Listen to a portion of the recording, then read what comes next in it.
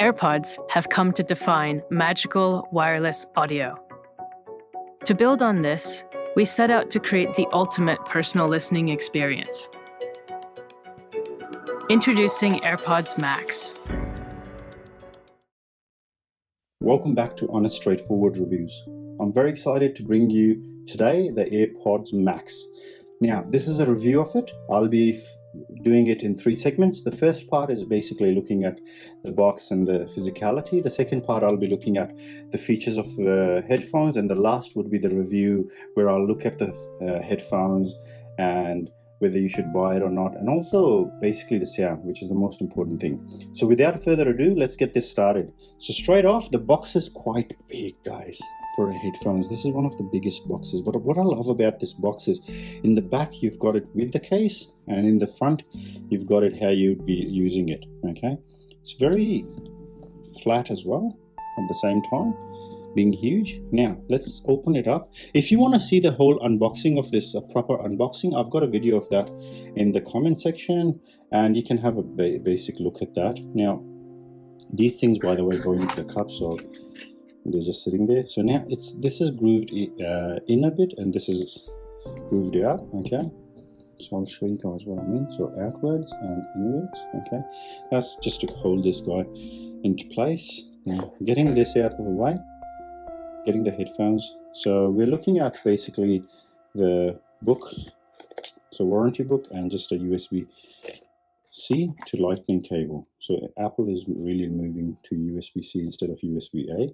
All right, so that's basically it for what you get in the very expensive $900 Apple branded headphones. You don't even get a headphone jack, and if you want that, it's Lightning to headphone jack, and it'll cost you a lot of money. That's Apple. Now let's look at the headphones itself.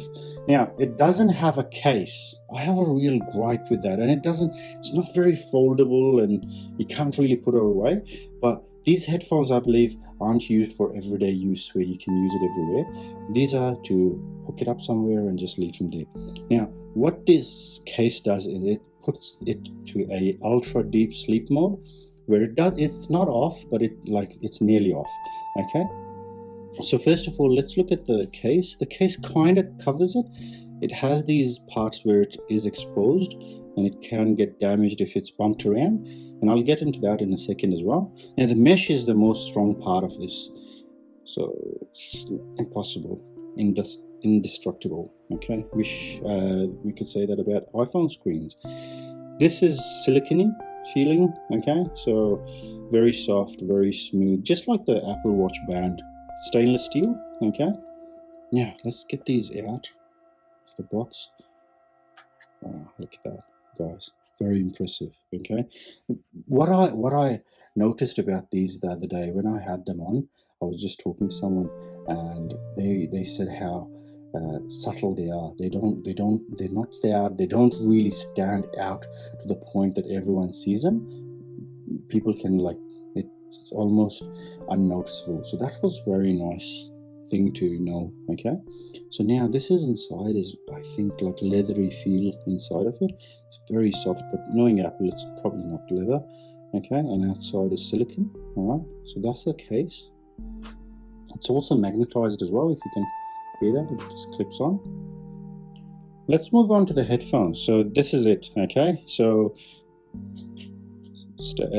steel again. I think this is aluminium, I think, off the top of my head, but all right. Other side is cloth. So these things are made out of cloth.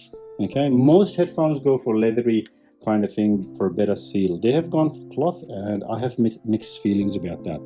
First things first, the cloth are very nice. If you're especially it's getting hot and things like that, you're using it at the gym or using it on a hot day, they don't make your ears get really hot inside. That's the good thing about the cloth. The bad thing about it, there's leakage. I've always suffered leakage, especially on the left cup when I'm looking right and moving my head around. I don't know, that's because of the spatial audio. I'll get into that as well in a sec, but maybe it's because of that. The second gripe that I have with these are this. bumping around. I don't really like that, and they're very prone to scratches, as you can see. Exhibition here, so not very impressive, yeah. And I can't really rub it out, so they're very prone to scratches. Now, looking inside, the good thing about the ear cups are they're very easy to come off. They're magnetized. That's the industry first, so that's it. And it's not like just these parts have like metal in there, so it can go on. That's it. And you can have different colored ones. Apple are selling these pads in like 5 different colors, like a blue, and you can put on the blue ones and make it look really weird or nice, up to you. But by the way, going back on now, inside you'll see like that's very well built. I'm really impressed with the speaker. If you look at it, there's like cutouts, these holes, and beneath the hole is like a really like thin layer of clothing or protection, and underneath is sitting the speaker, so you can't damage the speaker in any way. You know, obviously if you pressed on it you can damage it, but most of the headphones these days don't have that. They just have that cloth covering with nothing protecting it from bumps and stuff. But it's not a very prone area to get bumps. So there's a sensor there, there's the R sign there, there's an R sign here, so you can't go wrong with that. That sensor on the left it wouldn't line up properly, so you can't go wrong with this. Now another gripe that I have with these are how it comes out. See, with the effort I've got to put, they aren't the most user adjustable. They aren't very easy in that, and so they go on like these, go like that. They don't go the other way. All right. Now they've got just 2 buttons. So obviously, USB lightning cable charging through there. But they've got 2 buttons. So this button, all it does is turn on transparency mode or noise cancellation. Okay, very simple. Bang, you can't go wrong. Off, on, whatever, you know. And this basically clicking this crown is pausing it, volume control and skipping and things like that. Very much Apple Watch inspired. Okay, and even these things look a tiny bit like an Apple Watch. Like imagine the band coming and the screen being here. They look very much Apple Watch orientated kind of things, Apple Watch inspired. Now let's go into some of the features. Now Apple says it's got Apple design dynamic drivers. They haven't dived into that. It's got active noise cancellation, it's got transparency mode, it's got an adaptive equalizer, so it equalizes to the music you're playing, which is very impressive. It's got spatial audio with dynamic head tracking, so it'll, like if you're watching something that supports that, a video or something, and you move your head around, it changes the audio where it's coming from. Now this bad boy has 9 sensors, guys. It's got a gyroscope in the left ear cup only, then it's got an accelerometer in both, case detecting sensors in both, positioning sensors in both, and optical sensors in both. It also comes with an industry leading 9 microphones in total. 8 of them are used for active noise cancellation, 1 is dedicated for voice pickup, and 2 of the 8 are shared between voice calls and active noise cancellation. Now Apple has introduced the H1 chip in the headphones for this one as well, and it's got 2, 1 in each of them, so the H1 is really impressive again. Now some of the other niceties are it has 20 hours of listening time on a single charge with active noise cancellation or transparency mode enabled, and that goes for everything, talk time and things like that, if you're answering a phone call and talking for 20 hours. And what it's got is fast fuel, which is 5 minutes of charging gives you 1.5 hours of playtime, just in case if they die. It's got Bluetooth 5, which is always a nicety to have, and they work seamlessly with all Apple devices. Now let's get into the sound, but before I do, I wanted to say I've got some unboxing video going to be playing in the background for your enjoyment. Let's get into the sound. AirPods Max have an extremely unique design and are crafted with style and comfort in mind, which can't be said for its so-called smart case, which is actually opposite of that. But none of that means anything if they don't sound great. Fortunately, they are quite a delight to your ears. Audio reproduction stands shoulder to shoulder with the best wireless Bluetooth headphones out there, and active noise cancelling is very good as well, though not as good as the Beoplay H9s or the Sony WH-1000 XM4s. The audio profile of the AirPods Max is not a studio grade one. You should not expect a flat frequency response curve either. Apple has tuned the AirPods Max to boost bass and mid-high frequencies a bit, which most listeners will probably find quite pleasing. The bass is lacking, especially when compared to the likes of the Studio 3 Wireless or the Sony XM4s, but it's clean with no distortion. These aren't going to quiver your skull if that's what you want. I was surprised at how remarkably consistent the sound quality was. Most headphones change tones depending on exactly how they are sitting on your ears and how loud you have the volume. AirPods Max manage to sound exactly the same no matter how they're sitting on your head, and whether you have them set low in a quiet room or cranked loud outdoors. If this is the adaptive equalizer that Apple has been marketing, it works really well. Having said this, if you like to listen to your music loud, then you'll find these headphones are a bit flat when it comes to turning it up. AirPods Max offer an aggressive electronic drum profile that is repeated across both ear cups, with plenty of room left between, and the different array of instruments remain predominantly separate without overlapping onto one another or being overwhelmed by the drums. When it comes to vocals, they are both crystal clear in the quieter sections and as well as well built up areas. The clarity in vocals could cut grass. Speaking of vocals and drum/bass, while listening to Killing in the Name of by Rage Against the Machine, Zach De La Rocha's vocals are flawlessly clear, and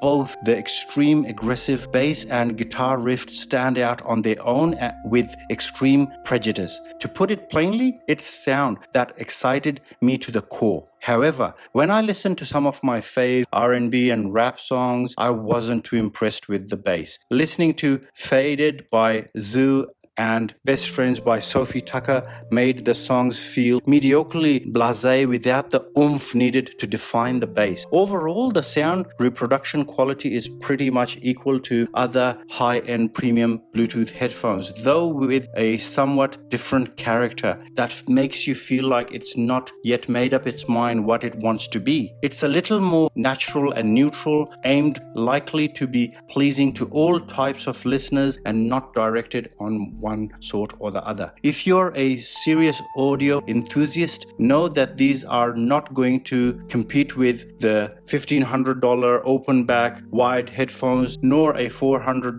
preamp you listen to FLAC files with. And it's not aiming to do that, I think. Noise cancellation quality leave me having mixed feelings about the cloth ear cups. While they are great at dissipating heat and letting your ears breathe, the cloth ear cups are not too good at sound isolation, and often I found that with head movement there was a lot of sound bleeding into the ear cups. The AirPods Max are not quite as good at eliminating high regular sounds like air conditioners or humming of engines and things like that as the Sony, but they are far better at clearing away regular sounds like traffic, general office chatter and background chit chat, which is always demanding on the ANC technology. Most high-end noise cancelling headphones have some sort of transparency mode that leaves noise cancellation active but uses microphones to pipe in a bit of outside sound, so you can hold a quick conversation or hear other important sounds around you. Apple's transparency mode is what was delightfully astonishing for me, as I believe it is light years ahead of everyone else. It sounds more clear, natural and normal than any other noise cancelling headphone headphones that I've ever used. It's almost like not wearing headphones at all, except you can still hear your music. In fact, it did a better job at picking up my surroundings than my ears do naturally, which can be both a great or an annoying thing. For example, while I had the headphones on and out with the transparency mode on, I noticed there was a beeping sound going on. I kept looking around but couldn't figure out where the beeping came from. I took off the headphones and the beepings went away. I thought the beeping was maybe something wrong with the headphone. After a minute or two, a car went past me that kept repeatedly honking its horn. As you can appreciate, that was great that I was aware of my surroundings, but at the same time I felt like it was overkill as I heard something that couldn't affect me due to the distance between me and it. The microphones work fine for phone calls and handling Hey Siri, but there's nothing special about it. The microphone audio is good, but not, oh my god, this is the best I've ever heard good. For me, it's a bit of a hit and a miss. Most of the times I found that Hey Siri did not work for me, leaving me embarrassed and red-faced, having to pull my phone out to reply to messages after thinking I had just dictated it to Siri. Apple says the battery lasts for 20 hours of listening time with noise cancellation on, which is a little bit worse when you compare it to other premium headphones, for example the Bose or even the Bang & Olufsen's H9, which cost $100 less here in Australia, offer 25 hours of listening time with noise cancellation on. Fast charging is a plus to have, where if you charged it for 5 minutes it will give you an hour and a half of playback. One of the nights I left my headphone out of the smart case, and when I checked it in the morning it had only lost about 3% in charge. You can also listen to the headphones while charging without any buzz or hissing or distortion, a thing that most headphones struggle with. Verdict time. The AirPods Max are the best wireless headphone offering noise cancellation for those who rely on the Apple ecosystem. They offer sound quality nearly on par with their competitors and a good noise cancellation. It is worth paying. The materials and build quality puts other consumer headphones to shame. If you want to flex your financial success with a pair of quality headphones that everyone will instantly recognize and recognize the price you've paid for them, the AirPods Max are for you. However, they aren't worth paying nearly double the price, as it gets beaten by the likes of the Sony XM4s and the Beoplay H9. There are plenty of legitimate drawbacks worth bearing in mind as well. The weight is quite heavy, it lacks sweat or waterproof features, making it all but useless for doing some sort of backyard work or activities such as working out. These headphones are made with elegance in mind, to be listened to at home with your feet up by the fireplace and a drink in your hand. If you want to plug into a 3.5mm jack, you have to buy a separate $59 cable. The smart case, I believe, is without overstatement one of the poorest design and badly made products Apple has ever graced us with. One of the coolest feature, spatial audio, is useless as it doesn't even work with some of Apple's own products such as their Mac lineups and the Apple TV. It's upsetting to think that such an expensive wireless noise cancellation headphones essentially require you to buy a third-party case to offer it protection and an overpriced 3.5mm cable, both of which it should have come with. The AirPods Max occupy a strange no man's land for both the price, sound and quality. They're overly expensive then and more premium than competing consumer wireless noise cancellation headphones like the Sony, the Bang & Olufsen's H9s or the Bose 700s. But they don't offer sound quality to stand up to more expensive headphones like the Sennheiser or the Focal, etc., making me feel like these headphones do not have an identity and hasn't made up its mind what it wants to do, roaming about aimlessly on the audiosphere. For example, Apple with the Beats lineup, especially the Studio 3 Wireless, are aimed at people who want to be seen and enjoy bass-centric music. Hence, the Studio 3 Wireless have a flamboyant design and colors. This cannot be said about the AirPods Max. Despite the AirPods AirPods Max's shortcomings. If Apple had included a 3.5mm cable, a proper case, and charged about $100 less, I'd probably be paying a premium over competing products from the likes of Bose or Sony, but with the material and build